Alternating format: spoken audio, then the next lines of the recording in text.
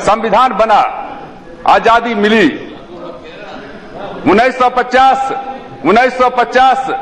1950 से लेकर के जब से 52 का पहला चुनाव हुआ था, वो 52 के बाद से 16 लोकसभा के चुनाव हुए हैं, 300 जो है विधान सभा के चुनाव हुए हैं, 300 बार। और प्रजातंत्र, इसमें दो मत नहीं है कि प्रजातंत्र जो है दिनों दिन जो है हमारा डेमोक्रेसी नीचे जा रहा है। लेकिन आप एक बात याद रखिए, बाबा साहेब अम्बेडकर ने कहा था कि हम जा रहे हैं विरोधाभास में। एक तरफ से जो गरीब लोग हैं, दलित हैं, पिछड़े हैं, अल्पसंख्यक हैं, गरीब लोग हैं, उनको राजनीतिक आजादी मिल गई है, लेकिन उनको आर्थिक और सामाजिक आजादी नहीं मिली है। और उन्होंने कहा था कि यदि आर्थिक और सामाजिक अधिकार उनको नहीं मिला तो ये वो तबका है जो है संविधान को नष्ट भी कर सकता है। आज क्या हो रहा है? नक्सलाइट कौन है? इसी परिवार के हैं। वो गरीब नक्सलाइट, आदिवासी, जमीन उसका, उसके जमीन के नीचे कोयला का खान, अबरख का खान, सब कुछ उसका। और जब खान निकलता है उसको भगा दिया जाता है देसी विदेशी कंपनी का। और उसके बाद जो है, अब उसमें हम उतना नहीं जाएंगे, और उसको जाकर के सीधे पकड़ लेता है, आ जाता है, कहता कि देखो तुम्हारा जमीन था और तुमको क्या कहते हैं कि आज ये हालत हो गई है। सीधे उससे क्या कहते हैं कि वो जो है उसमें फंस जाता है। जमीन के अंदर में गर्म पदार्थ है सर, गर्म पदार्थ को धीरे धीरे बाहर निकलने का मौका मिलता है तो ज्वालामुखी नहीं फूटता है, लेकिन यदि दबा करके रखने की कोशिश किया गया तो ज्वालामुखी फूटता है।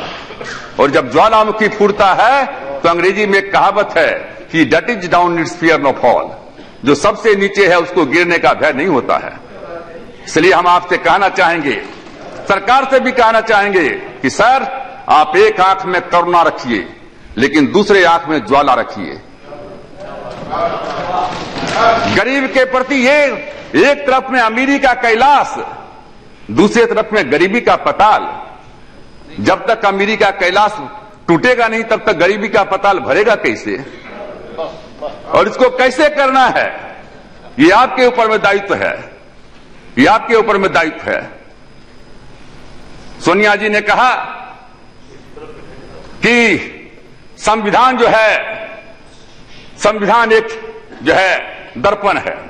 अच्छे आदमी के साथ में जाता है तो संविधान का अच्छा काम होता है, अच्छा संविधान भी गलत आदमी के हाथ में चला जाता है तो गलत काम होता है। वो अम्बेडकर जी को कोट करने का, अम्बेडकर जी को, ठीक है, अम्बेडकर क्यों, मैं इनसे सहमत हूं, इनसे मैं सहमत हूं। और मैंने उसका वो रूप देखा है इमरजेंसी में। हम लोग 19 महीना इमरजेंसी में जेल में रहे थे। यही संविधान था जिस संविधान के तहत हम लोगों को जेल में भी बंद करवाया गया था। तो ठीक आपने कहा है, इसलिए मैंने पहले ही कहा कि नेता, नीति, नियत, ये संविधान का प्रियम्बुल पढ़िए। 10 है इसकी आत्मा है।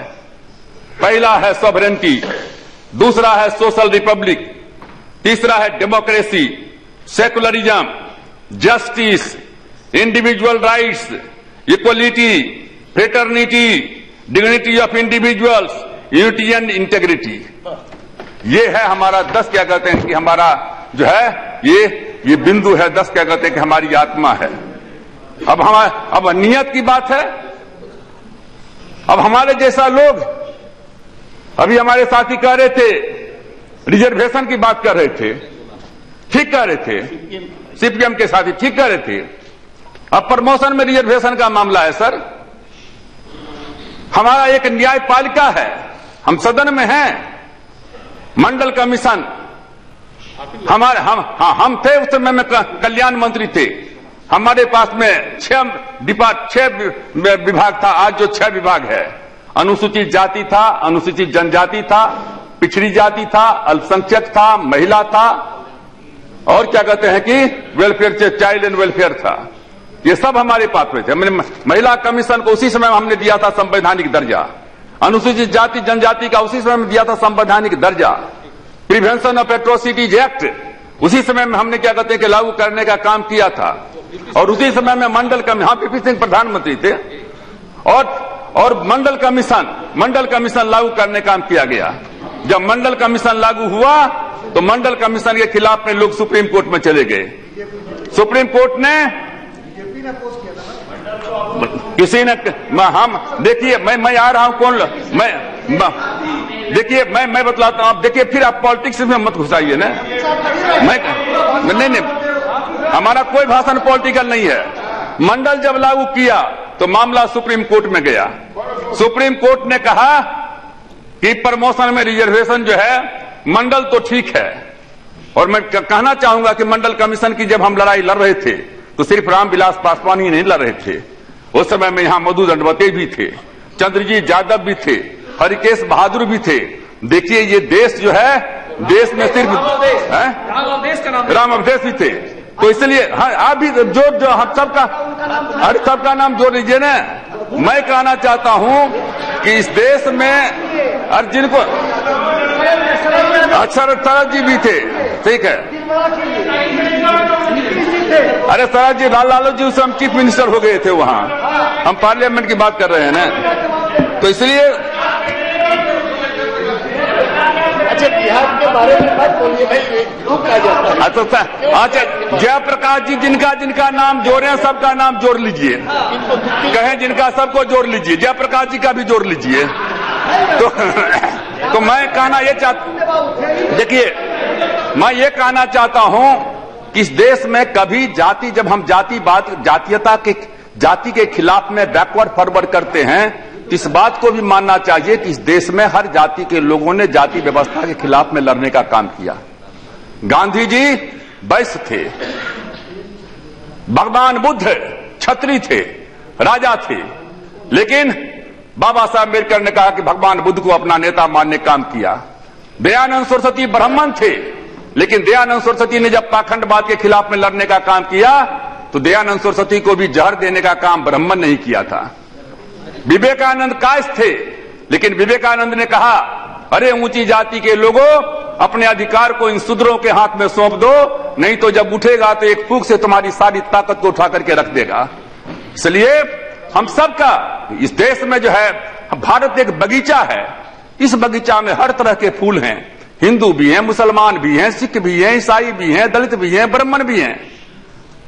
और जो बगीचा का जो हम चाहते हैं, हमारी सरकार चाहती है कि हमारे बगीचा में कोई फूल मुरझाने नहीं पावे, हर कली को खिलने का मौका मिले, हर फूल को मुस्कुराने का मौका मिले। ये मैं कह रहा था, मंडल कमीशन जब गया कोर्ट में, तो मंडल कमीशन जब कोर्ट में गया तो सुप्रीम कोर्ट ने कहा प्रमोशन में रिजर्वेशन खत्म कर दिया जाएगा। जो हमारे सीपीएम के साथी कह रहे थे, प्रमोशन में रिजर्वेशन खत्म कर दिया जाएगा। 5 साल के बाद 1992 को 16 नवंबर को मंडल कमीशन का जजमेंट आया।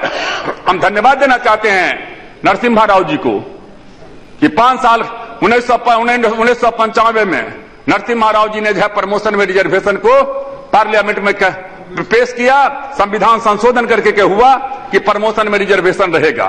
लेकिन इस देश में एक से एक लोग हैं, एक चला गया कोई, उसने कहा कि हाँ प्रमोशन में रिजर्वेशन तो रहेगा लेकिन सीनियरिटी नहीं रहेगी। अटल बिहारी वाजपेयी जी की सरकार थी 2000 में, और 2001 तीन संशोधन हुए। जो लोग है भाजपा और कांग्रेस या पार्टी की बात करते हैं, पहला संशोधन हुआ क्या, और तीनों संशोधन का, चारों संशोधन का हमारे पास में क्या कहते हैं पूरा आंकड़ा पूरा है। पहला संशोधन हुआ जिसमें कहा गया कि नहीं सीनियरिटी रहेगी। फिर एक कोई आदमी चला गया, उसने कहा हाँ सीनियरिटी तो रहेगी लेकिन जो है रिलैक्सेशन नहीं रहना चाहिए, आर्टिकल 335 का उल्लंघन होता है। फिर संविधान में संशोधन हुआ और फिर कहा गया कि नहीं, अटल जी के समय में, कि नहीं सीनियरिटी भी रहेगी और रिलैक्सेशन भी रहेगा। फिर उसके बाद कहा कि रिलैक्सेशन तो रहेगा लेकिन सुप्रीम कोर्ट ने कहा कि 50% से ज्यादा रिजर्वेशन नहीं होगा, 50% ज्यादा नहीं होगा। फिर संविधान में संशोधन हुआ 2001 में अटल जी के समय में, और उसमें कहा गया कि नहीं, जहां 50% से ज्यादा हम वायलेशन नहीं करेंगे, लेकिन हम नहीं हम 50% से ज्यादा का ऊपर में नहीं जाएंगे, लेकिन स्पेशल रिक्रूटमेंट चलाने का हमको अधिकार रहेगा कि यदि शेड्यूल कास्ट, शेड्यूल ट्राइब्स का, बैकवर्ड क्लासेस का कोटा पूरा नहीं हुआ है और 50% तक हम जाते हैं और उससे पूरा नहीं होने वाला है, तो हम अलग से रिक्रूटमेंट कर सकते हैं।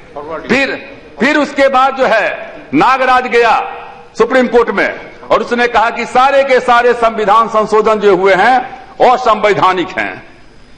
सुप्रीम कोर्ट ने कहा कि नहीं, असंवैधानिक तो नहीं है, असंवैधानिक नहीं है, वैधानिक है, लेकिन कहा क्रीमी लेयर नहीं रहेगा। 9 मेंबर्स बेंच कहता है मंडल कमीशन का कि शेड्यूल कास्ट के लिए क्रीमी लेयर नहीं है, और वो कहता है, कोर्ट कहता है कि क्रीमी लेयर रहेगा। फिर उसके बाद दूसरा क्या कहता है शेड्यूल कास्ट, शेड्यूल ट्राइब्स के लिए कि बैकवर्डनेस का पहचान करना पड़ेगा। शेड्यूल कास्ट का पहचान बैकवर्डनेस नहीं है, शेड्यूल कास्ट का पहचान अनटचेबिलिटी है। कौन पासवान जी, क्रीमी लेयर तो केवल ओबीसी के बारे में, लेकिन सुप्रीम कोर्ट ने कहा ना कि शेड्यूल कास्ट, इसलिए तो बंद हो गया ना। जो बात वो कर रहे हैं कि अभी प्रमोशन में रिजर्वेशन बंद है, इसलिए उसने कहा दिया क्रीमी लेयर। दूसरा का बैकवर्डनेस का पहचान वो नहीं होता है, बैकवर्डनेस का पहचान शेड्यूल कास्ट के लिए अनटचेबिलिटी है, और ट्राइबल्स के लिए जो है ट्राइबल कल्चर है। अब बहुत से लोग हैं, हम कहना नहीं चाहेंगे, बिहार में हुआ, उत्तर प्रदेश में हो रहा है, जो भी जाति आ रही है इसको शेड्यूल कास्ट में मिला दो, उसको कहते हैं वो पिछड़ी जाति है तो अति पिछड़ी जाति में कर दो, अति पिछड़ी जाति से क्या कहते हैं कि दलित में कर दो, और ट्राइबल में क्या कहते हैं कर दो। अरे उसका नियम बना हुआ है, कौन कास्ट कहां जाएगा। स्टेट गवर्नमेंट का काम है रिकमेंड करना, और रिकमेंड करके जब मामला आता है तब आरजीआई के पास में जाता है, रजिस्ट्रार जनरल ऑफ इंडिया के पास में जाता है। रजिस्ट्रार जनरल ऑफ इंडिया उसको जब देखता है तब वो जाता है एससी एसटी बीसी कमीशन के पास में। एससी एसटी बीसी कमीशन जब उसको पास करता है तब वो जाता है मिनिस्ट्री में, डिपार्टमेंट में, और डिपार्टमेंट जब पास करता है तब जाता है कैबिनेट में, और जब कैबिनेट पास कर देता है तब आता है यहां। लेकिन जिसको जहां मन हो रहा है, इसको वहां घुसा दो, उसको वहां घुसा दो, उसको वहां कर दो, राजनीतिक लाभ लेने का काम करो। इसलिए मैं कहना चाहता हूं कि आपने ठीक कहा, और मैं प्रधानमंत्री जी से आग्रह करना चाहता हूं। पिछली बार यूपीए की सरकार ने लाई थी, लेकिन किसने विरोध किया था? बीजेपी ने विरोध किया था। किसने विरोध किया था? बोलते क्यों नहीं है? विरोध किया था मुलायम सिंह यादव जी की पार्टी, समाजवादी पार्टी ने। पास नहीं होने, एक मिनट, पास नहीं होने दिया ना। लोकसभा एक जगह से पास हो गया, दूसरे जगह पर पास नहीं होने के लिए दिया है। आप लोग सर्वसम्मति बना लो, सरकार क्या कहते हैं, सरकार लाने को तैयार है। निजी क्षेत्र में आरक्षण का मामला है, हाँ ठीक है, हम नहीं चाहते हैं कि साइंटिस्ट में आरक्षण हो, हम नहीं चाहते हैं कि जिससे कोई उसके ऊपर में जो है एफिशिएंसी के ऊपर में हो, लेकिन क्लास 3 में, क्लास 4 में, उसमें जो अफर्मेटिव एक्शन तो है ही। इंग्लैंड अमेरिका में नहीं है क्या? यहां टीवी में जाकर के देखिए, प्रेस में जाकर के देखिए, 0.01% भी शेड्यूल कास्ट का आदमी नहीं मिलेगा, और वहां 4 आदमी को देखिए तो वो काला जरूर मिल जाएगा। यहां तो किसी को पहचान में भी नहीं है कौन किस जाति का है। इसलिए प्राइवेट से निजी क्षेत्र, जो प्राइवेट सेक्टर में है, हम उससे सहमत हैं कि कम से कम जो है रिजर्वेशन नहीं हो तो अफर्मेटिव एक्शन क्या कहते हैं उसका होना चाहिए। सर मैं आपसे कहना चाहूंगा, ये एक्ट बना हुआ है, इतने दिन तक सरकार रही है, किनकी सरकार रही है? अभी तक जो शेड्यूल कास्ट, शेड्यूल ट्राइब्स का जो रिजर्वेशन है वो रिजर्वेशन एक्ट से नहीं चल रहा है, वो रिजर्वेशन चल रहा है गवर्नमेंट ऑर्डर से। जो अफसर होता है उसको उल्लंघन कर देता है, किसी को क्या कहते नहीं। हम लोग शुरू से मांग कर रहे हैं कि भाई एससी एसटी जो जितना आप रिजर्वेशन दे रहे हो गवर्नमेंट ऑर्डर से, उसको एक्ट बना दो और उसको 9 शेड्यूल में डाल दो, कोई अफसर की हिम्मत नहीं पड़ेगी।